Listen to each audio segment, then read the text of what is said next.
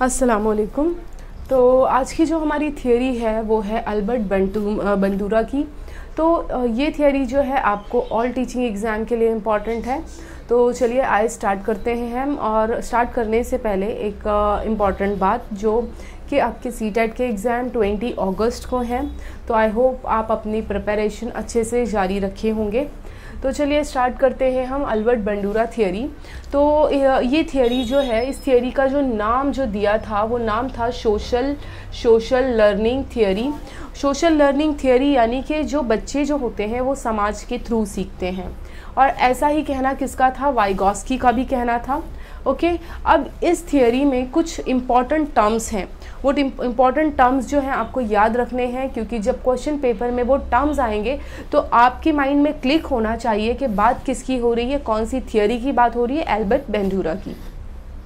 तो देखिए इनकी थियरी में कुछ इम्पॉर्टेंट टर्म्स जो हैं, जैसे कि ऑब्जर्वेशन या observe, imitate, modelling, observational learning and vicarious learning. अब सबसे पहले तो मैं आपको ये बता दूं कि जो अल्बर्ट बंडूरा थे, इन्होंने एक एक्सपेरिमेंट जो है बोबो डॉल पर किया था।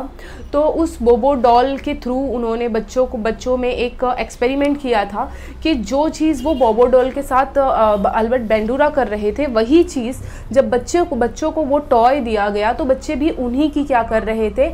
इमिटेट, यानी उन्हीं का ही नकल कर रहे थे, उन्हीं की कॉपी कर रहे थे। तो ये खैर बोबो डॉल जो है, ये अगर पूछ लिया जाए ये एक्सपेरिमेंट या मूवी, तो आपको याद रखना है ये किन्होंने किया था? अल्बर्ट बंडूरा ने। ओके, आइए अब हम यहाँ पर देखते हैं इस थियरी में सेल्फ एफिशिएंसी।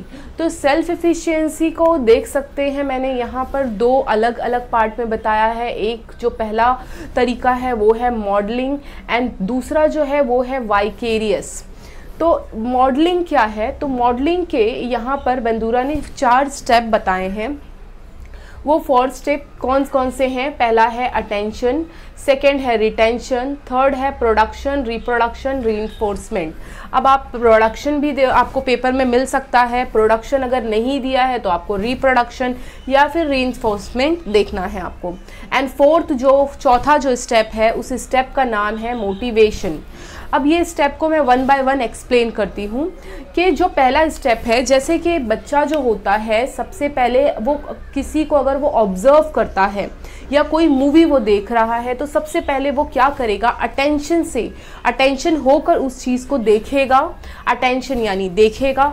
सेकेंड स्टेप होता है रिटेंशन, यानी कि उस चीज़ को वो क्या करेगा? याद करने की कोशिश करेगा, सोचेगा हाँ कैसे था, सेकेंड स्टेप क्या था।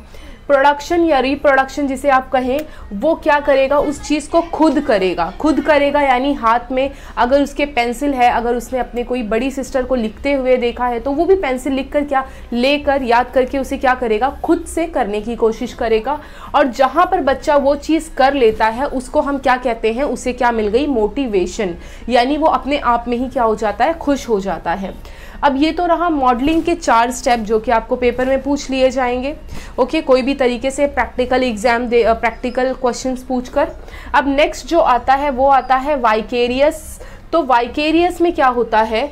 ये एक तरीके की जो लर्निंग है वाइकेरियस, इसमें जो होती है यहाँ पर बच्चा जो होता है वो इनडायरेक्ट लर्निंग लेता है, यानी इनडायरेक्ट चीज़ों को सीखता है। अब इनडायरेक्ट में कौन कौन से एग्जाम्पल्स आ जाते हैं? जैसे कि पनिशमेंट। देखिए एक तो होता है डायरेक्ट और एक होता है इनडायरेक्ट। मैं यहाँ पर आपको इनडायरेक्ट बता रही हूँ।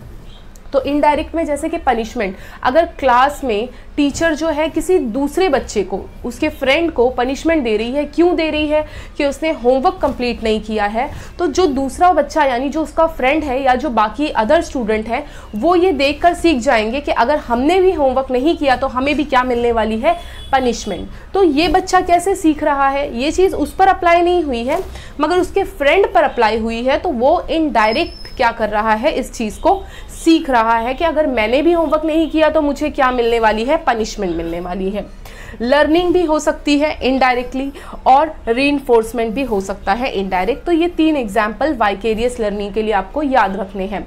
अब हम आ जाते हैं रेसिप्रोकल डिटर्मिनिज्म। अब ये जो रेसिप्रोकल डिटर्मिनिज्म है, इसके जो है टोटल कितने फैक्टर हैं? 3 फैक्टर हैं, या हम कह सकते हैं इट्स कंपोनेंट 3 फैक्टर। और ये जो 3 फैक्टर होते हैं इनके, वो क्या होते हैं? इंटर रिलेटेड होते हैं। जैसे कि आप इस डायग्राम में देख सकते हैं कि behaviour factor, environmental factor and cognitive, या फिर आप कह सकते हैं पर्सनल फैक्टर।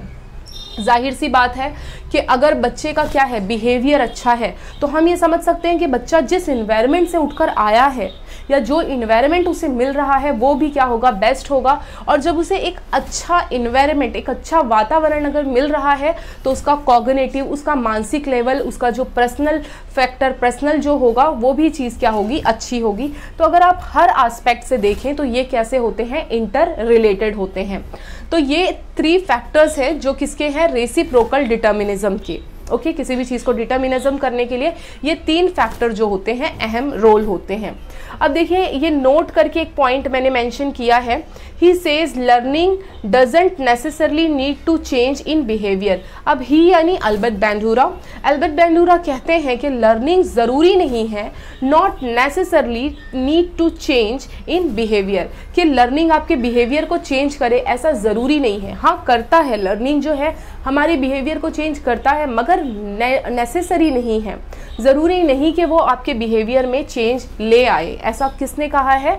तो अल्बर्ट बैंडूरा ने कहा है। ये ऐसे क्वेश्चन डायरेक्टली पूछ लेते हैं कि ये जो लाइन है ये कौन से साइकोलॉजिस्ट ने बोली है।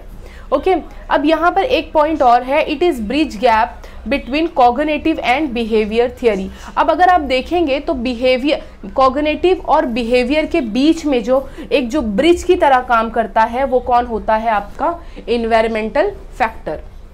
क्योंकि कॉग्निटिव मानसिकता जो हमारे माइंड से रिलेटेड होती है, वो आपका कब बेहतर होगा? जब आपका इन्वायरमेंट क्या होगा? अच्छा होगा। ओके।